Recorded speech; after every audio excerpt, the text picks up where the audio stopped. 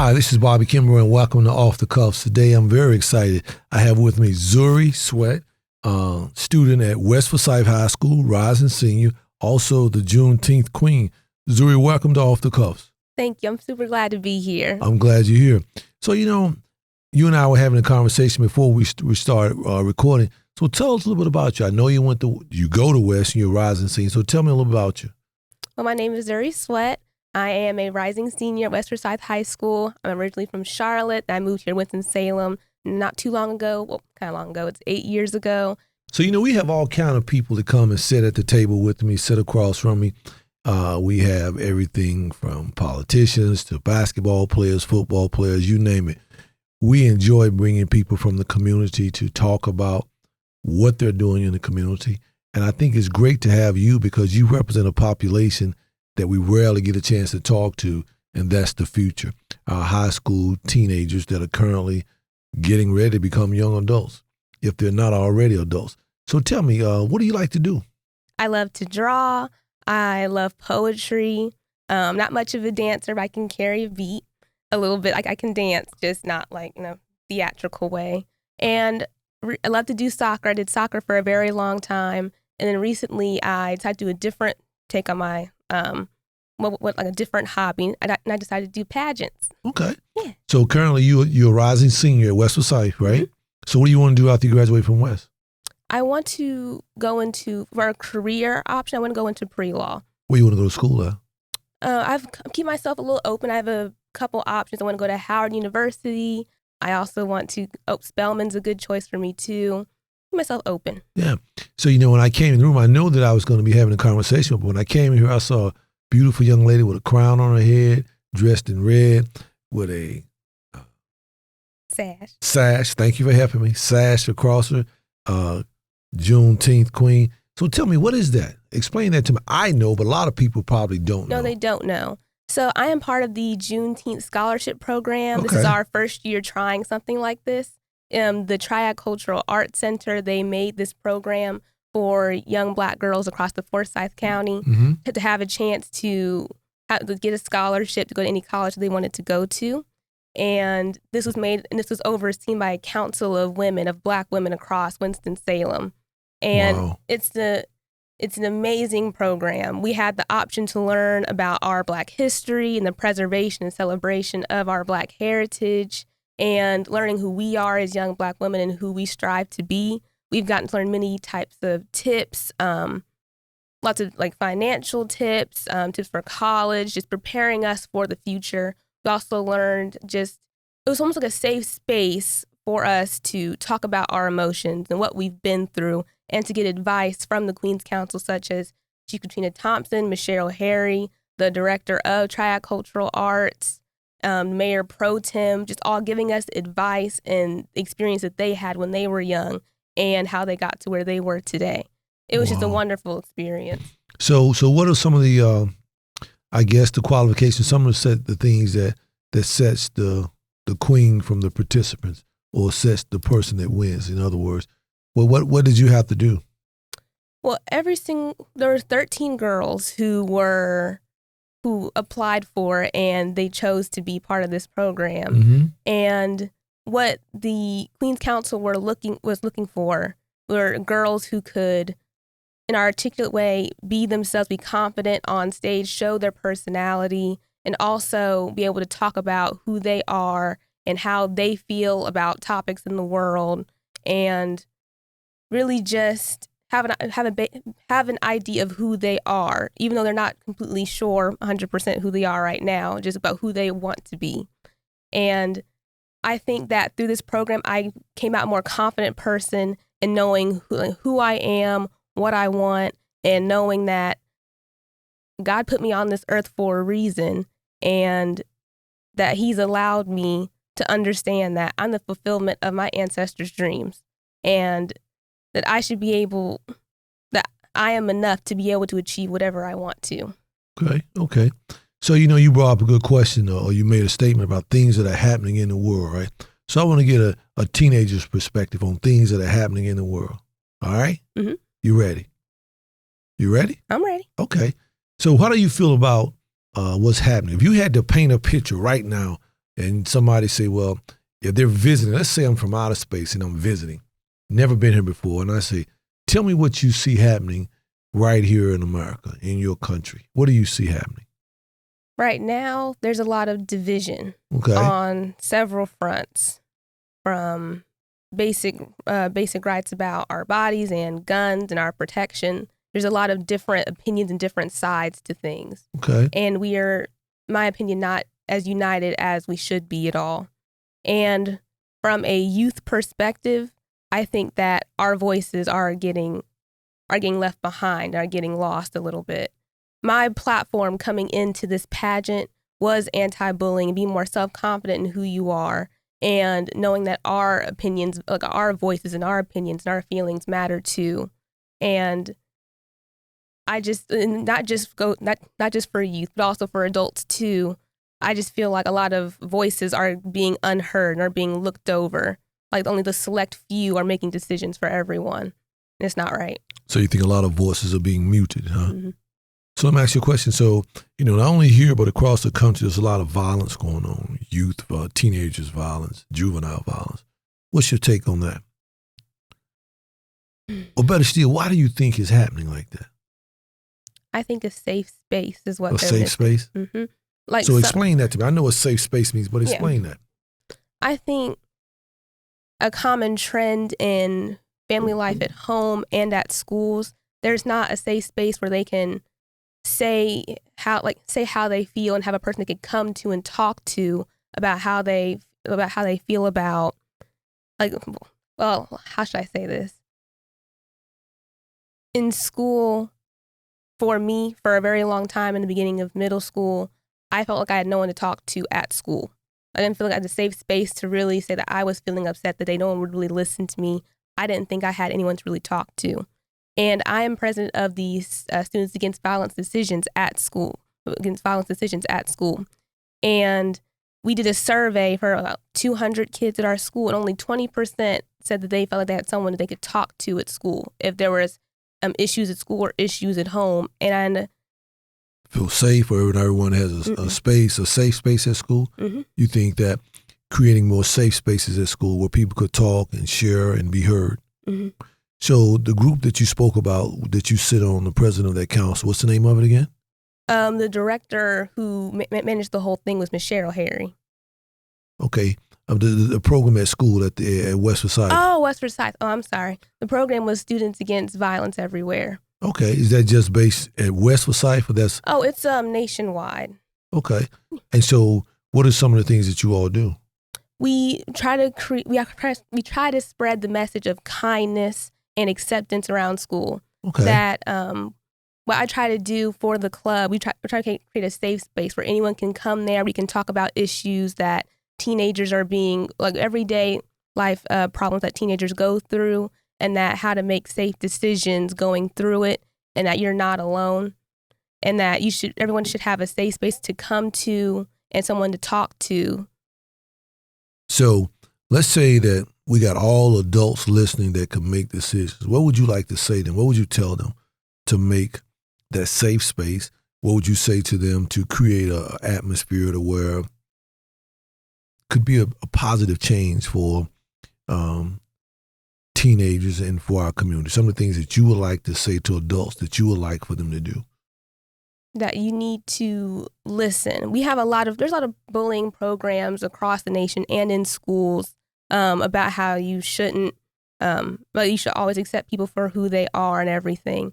But I think we need to have a resurgence of that, and to truly, like, assert themselves more into kids' lives and not just do like a one and done. Like, we had like a cool meeting about this, you guys, you got the message, and then just kind of go on to other places. I think we need to make a continuous effort to stay in these kids' lives and to grow with them as they grow up.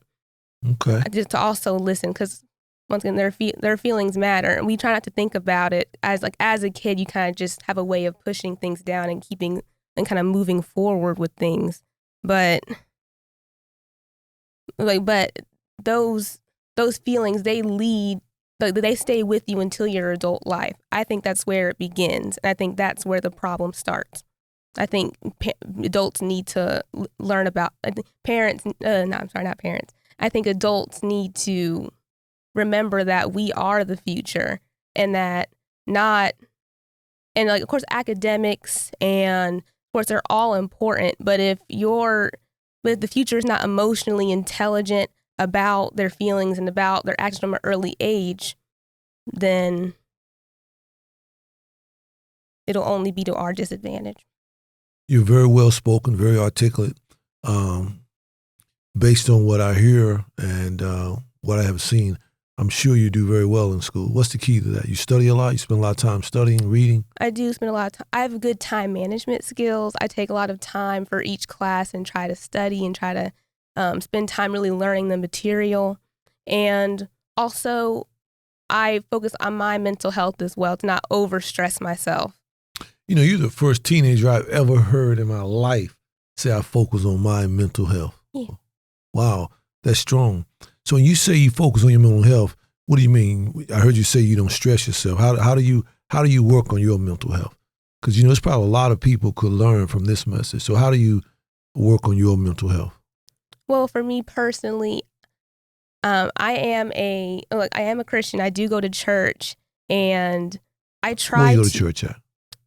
Ephesus Okay. Baptist Church. Yeah, Okay. it was Seventh-day Adventist. Yeah. Okay. It was downtown somewhere. I think learning messages in church, I think it makes me feel more at ease, and I think not just focusing on your talents like maybe math or like a sport that you're good at. I try to look at my spiritual talents as well and how I can be an overall better person.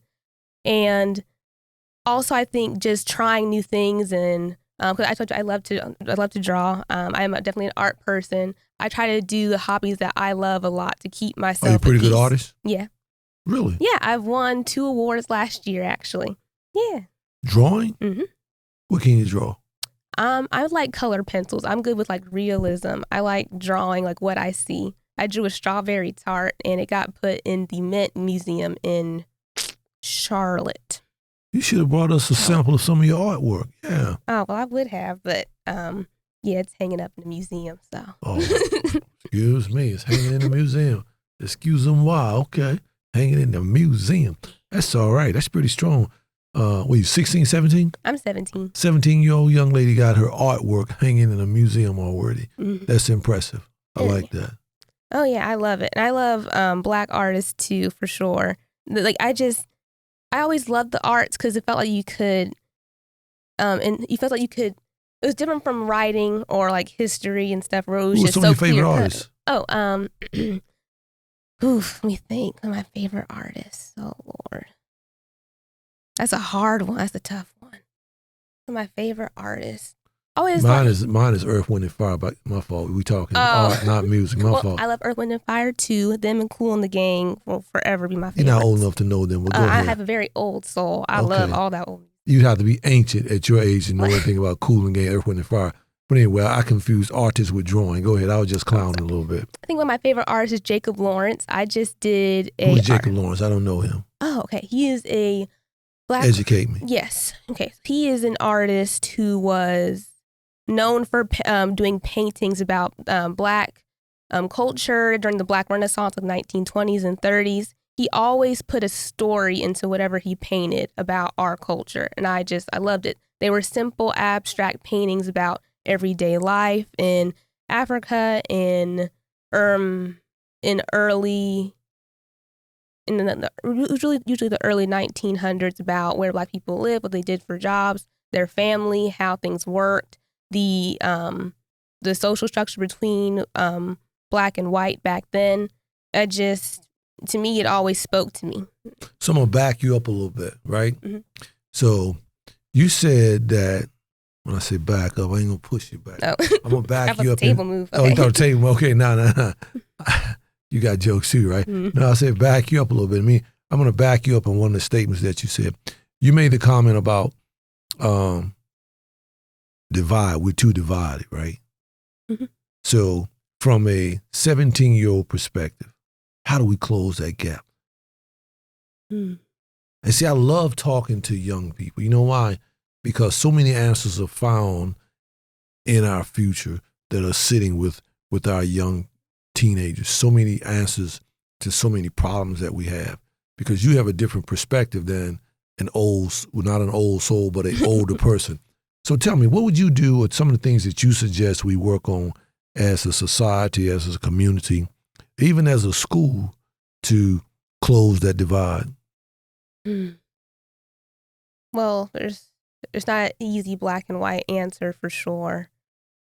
We have to look past our own opinions on things and our own experiences and look at other people's experiences. I think the basis of being accepting of others is not just like looking at other people who aren't the same as you, but also trying to come from where they come from and trying to come to a real compromise. I think the best thing we can do moving forward right now is just keep reaching out to those people who are being at a disadvantage by some of these big issues, who like they're the ones who are really being hurt right now, and looking not just past like your own prejudice or your own distance of it, but really look at who's really being harmed by this certain thing. That's strong. That's strong. Very impressive. I think they did a great choice in choosing you as the Juneteenth Queen. You're very articulate. You're very knowledgeable for a young woman of 17. So I'm going to turn the table. So I'm going to allow you to question me now. Anything you want to ask me or talk to me about? Well, yeah. Oh, yeah. Well, yeah. Well, yeah. Why not? Yeah, because I have a good question. I got a question for you. Got an answer?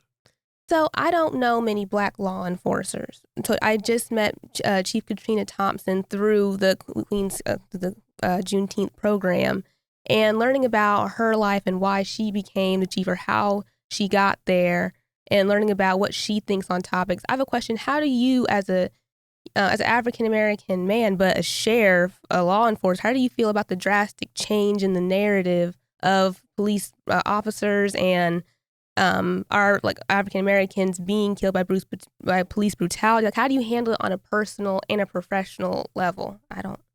So when I look at issues like that, I can honestly say that I have not seen any police brutality or shootings in this city or this county. I haven't seen that since I've been sitting in this office.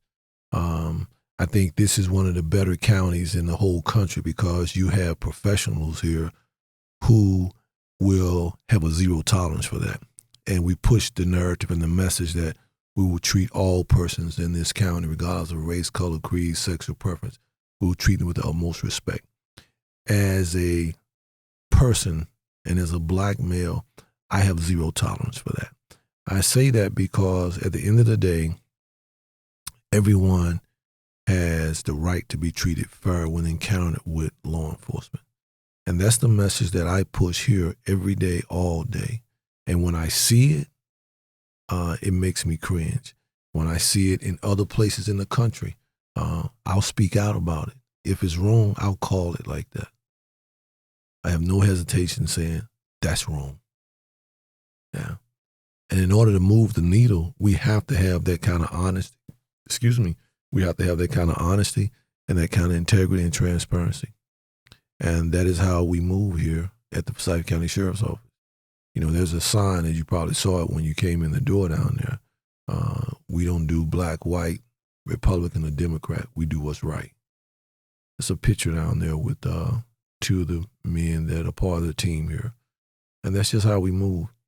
I think that when you were talking about it, you hit it on the head about being respectful of one another, regardless of their race or their color. I think that you hit it on the head when you talked about you have to have an acceptance and a tolerance for people, even when you disagree with them, even when they don't think like you, or they don't look like you. You have to have the respectability for people because all of us are different. All of us bring something to the table. And I think that when we start looking at one another like that, that's when you start to close that gap. That's when you start to bring people together. You remove that element of divisiveness from it. And so I think that that is one of the key factors. Another question? Well, okay, I respond to that. I think you understand. I think there are a big portion of police officers and sheriffs and chiefs who understand that. And then there are some who like to say that, like, yes, we don't see color, like we look regardless of race, but there's already so much prejudice and or so much prejudice against people of color already implemented subconsciously or consciously all these years. And then trying to be like fair all of a sudden use that argument, use as a counter argument.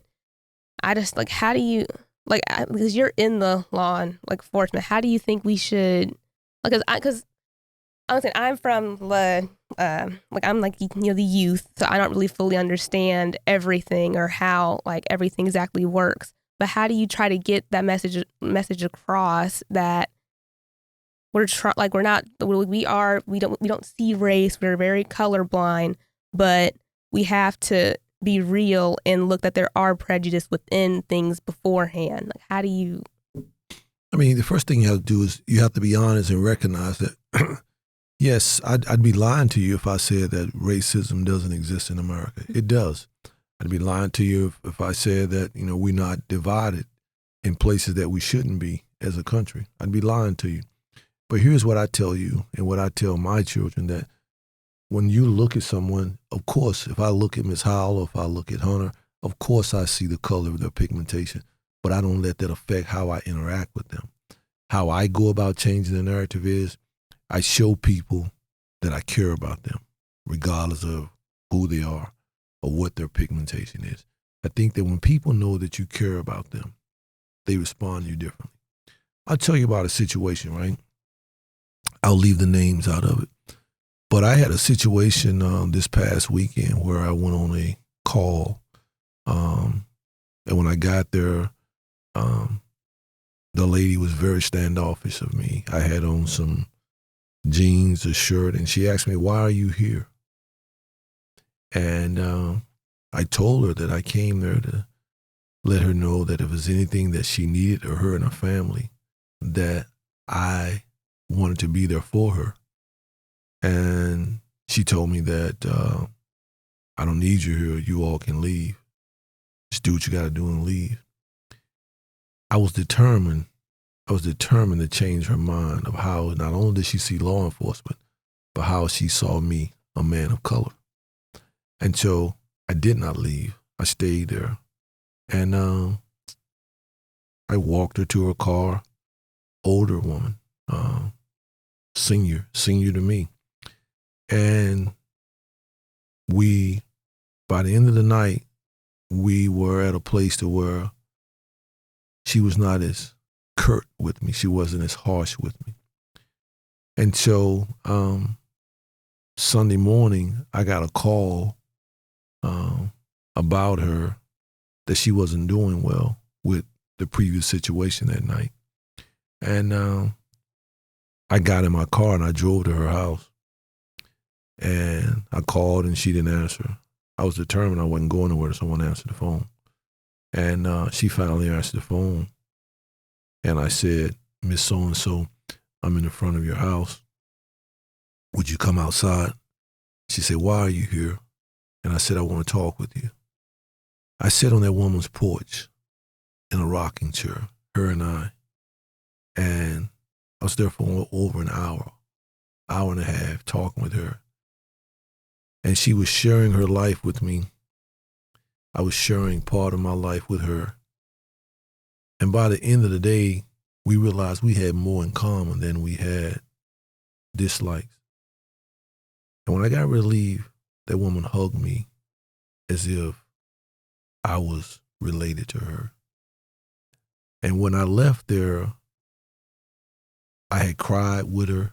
We had shared a range of emotions. And on my way back home Sunday, I started thinking to myself, is that all of us come to the table sometime with preconceived ideas. And so when you sit and you have conversation and you become tolerant of people and we have conversations, you realize that, wow, we're one and the same. We're just a little different in pigmentation. We all want the same thing. So I think that every day, if I could give you anything, once you know who you are, go about changing the world. Go about being nice to folk, even when they refuse to speak to you. I speak to people sometimes don't even say hello back all the time. I open the door for people and they don't even say thank you. But you know what? That's them. They got to look in the mirror and say, wow, that guy was nice to me and I was rude for what reason? So you keep doing the right thing, keep being the strong woman that your mother and your fathers have raised you to be. There's no telling. You can be anything you want to be. You're very articulate, very intelligent. You can conquer the world. You can be the next whatever, because at the end of the day, our children are our future. Bottom line. That's a fact. As my son would say, those are big facts. You are the future.